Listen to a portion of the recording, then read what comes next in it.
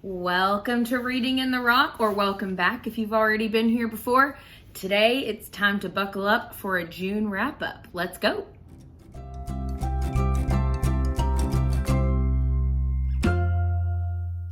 June was probably my best reading month to date, both in quality and quantity. I read 18 books this month. I don't know how I managed that. I guess first month of my summer break as a teacher. 7 of them were audiobooks. I've been really into going on walks with an audiobook in, so that probably didn't hurt.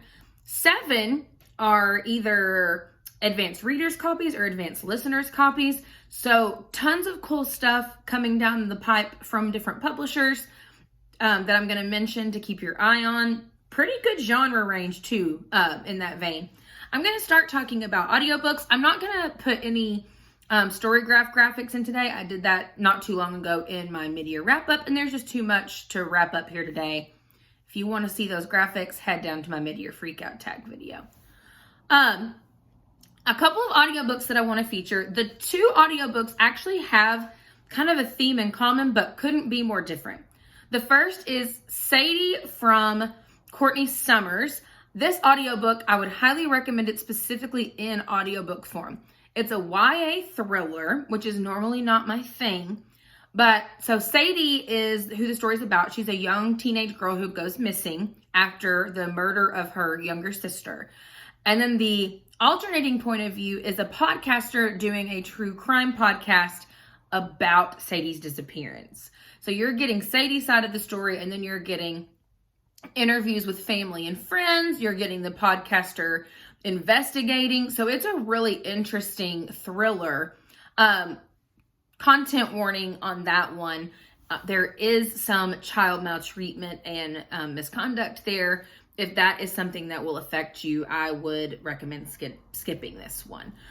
The second is Acts of Violet by what I'm considering one of my new auto-buy authors, Margarita Montemor. She wrote Una Out of Order, which was one of my first books of the month, and I was hooked. So when I got approved for the ALC of Acts of Violet, I stopped everything and listened to it.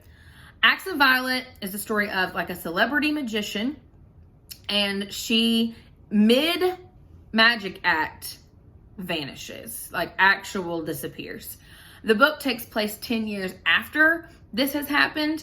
Her sister is one of the narrators and is kind of dealing with the blowback and trying to get her own normal life with her daughter back in the swing. And the 10-year anniversary is coming up, which is bringing up a lot of feelings for her about that whole situation. The other, like Sadie, the other point of view is a podcaster doing a podcast about the life of Violet. So super interesting. This one is not a thriller.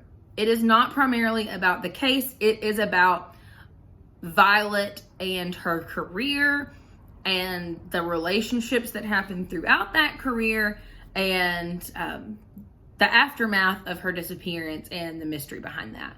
So magic element, kind of a fantasy element, like a light fantasy element. Again, would choose the audiobook on that one. Let's talk about a few arcs coming down the pipe. A couple that I want to feature. Acts of Violet is coming out on June 11th, the one that I just talked about. Not June 11th, July 11th, I'm sorry. Also July 11th is Nothing But the Truth by Holly James. This one I mentioned in my Enneagram video for a good reason. It's a little bit rom-com. It's a little bit women's fiction. She makes a birthday wish and basically ends up unable to tell a lie. She is a celebrity publicist and she has to kind of navigate a scandal within her office, but she winds up being the one to speak out when she probably never would have before. And it's just a really interesting and fun it's actually a good mix of like fun and message based. So I think the author balanced that really well. So check that one out for sure. Coming next week, July 11th. And the last arc I'm going to actually feature is Bliss Montage. Now, I think I've talked about Severance before by Ling Ma. This is the author who wrote Severance. This is not a rec I would give to just anyone. It is very eccentric, but it is a masterclass. It is short stories that are all, they're set in like kind of an uncanny valley version of our world. They're set in someone's like real life story, but then there is some wild fantasy element thrown in there. Like there is a girl who lives in, I thought it was metaphorical for a while until the ending of the story. The girl lives in an apartment building and the only other tenants are like all of her ex-boyfriends. There's more to it than that, but like that's just like a little sneak peek for you. So that's Bliss Montage. That's not coming until September 12th. So you've got a while on that one. But Ling Ma, if you like Black Mirror, if you like Twilight Zone, Bliss Montage would be for you.